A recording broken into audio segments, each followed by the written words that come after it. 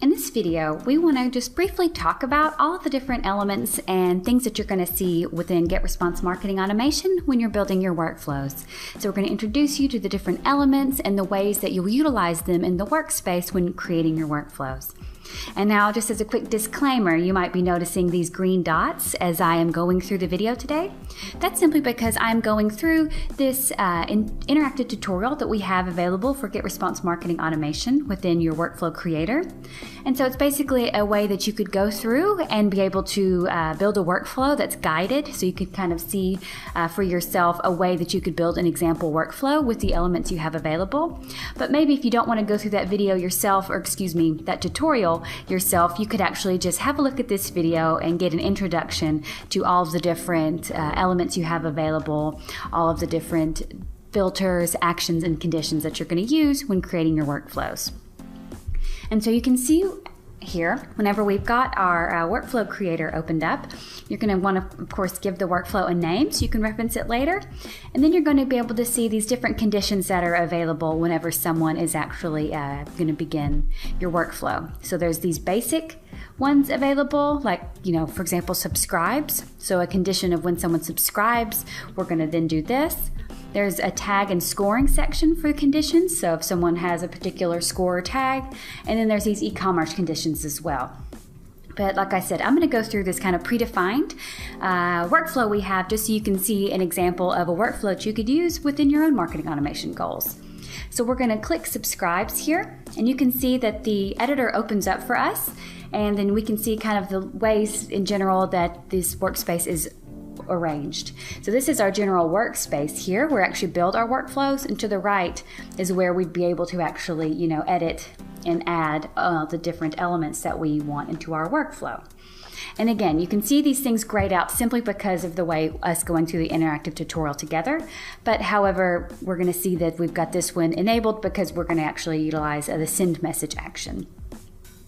And so again, this is our workspace where we build our workflow, and then we build it using all the different elements, which are made up of conditions, actions, and filters here at the bottom. So I'm going to simply drag and drop. That's how you're going to do everything here. It's going to drag and drop the send message action into the workspace here. We can see it sets itself in, and then we're going to connect these two dots here so the two elements are connected. And so we just simply connect a dot, and you can see it becomes highlighted in color, and it's ready to, start functioning for us. But we still have to utilize the properties for this particular element that we've just moved over. And so you can see we've got all of our elements here in this Elements tab, and then for each element, basically almost every time, you're going to further define its functions and specifics in the Properties tab.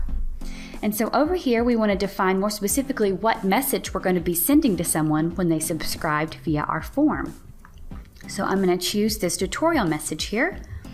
And then we can see now that both of the elements here are fully colored, which means they're active. And this could be a workflow, for example. Someone subscribes, send a message. It could be as simple as that.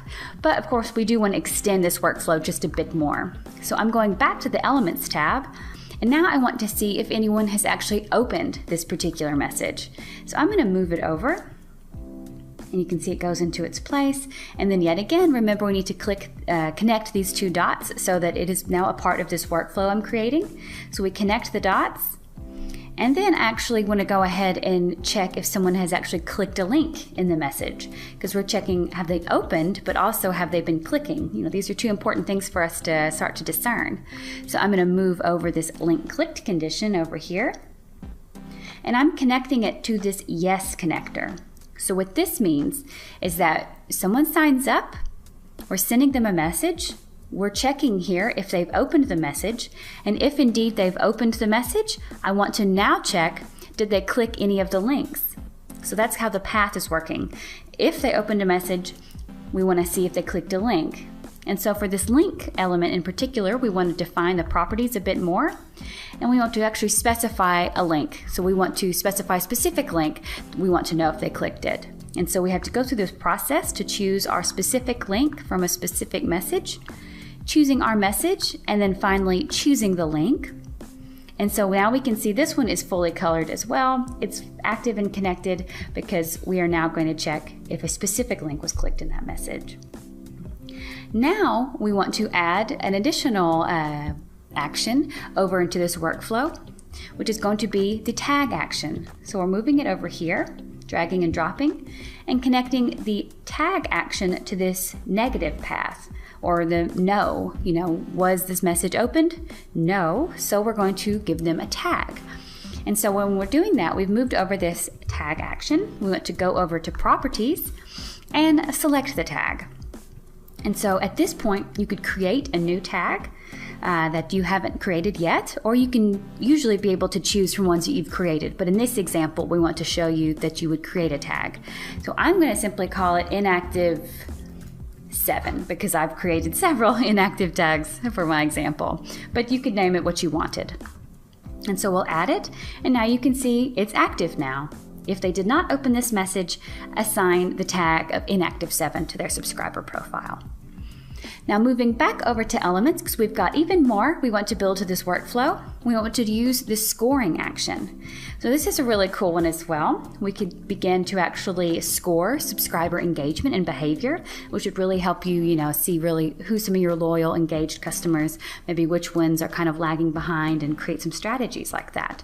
But we're going to move over the scoring action over here, dragging and dropping, and yet again connecting it to the positive path, or the yes condition, basically, if someone did click that link. So the specific link we specified up here, if someone clicked the link, if they did indeed click it, we want to give them a score.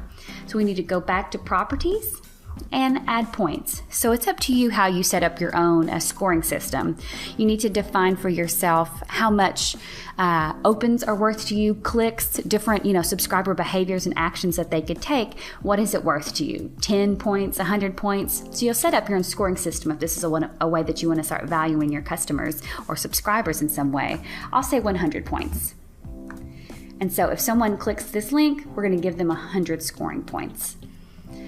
And now we're going back over to the tag action again, because for those who did not click that specific link in our message, we want to give them their own tag. So I'm going to connect them again and go back to properties and be able to select from the tags that I already have created. So for example, we could choose an additional inactive contact, or maybe not engaged, or a tag. So we could choose any of the tags that we wanted that are already created here. And now I'm going to go back to the elements and utilize another action here called wait. So this is fairly straightforward, hopefully by its name, but this is an action that we're moving over here, and we are going to wait some amount of time before we do something else. It's a good idea to, put some gaps in between particular maybe actions and conditions that you do, so everything is not just, immediate and you're blasting subscribers with all of these workflow messages immediately. You can space it out a bit, give it some time. And so we moved over the wait action, but we need to go over to properties and define how long we should wait. So let's simply say, in this case, we want to wait 2 days. And so we could do this here.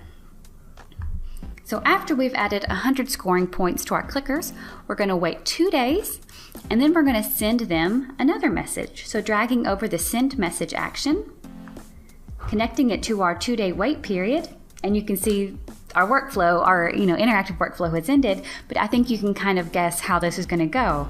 So we're waiting 2 days, and then we're going to send them maybe some specific message, maybe some kind of discount or exclusive offer or download based on them being, an engaged, valuable subscriber of ours that has 100 scoring points. And so you can see now that everything is highlighted and selected, available here, which is of course how it will always be whenever you're actually, not in the interactive tutorial and simply creating your own workflows.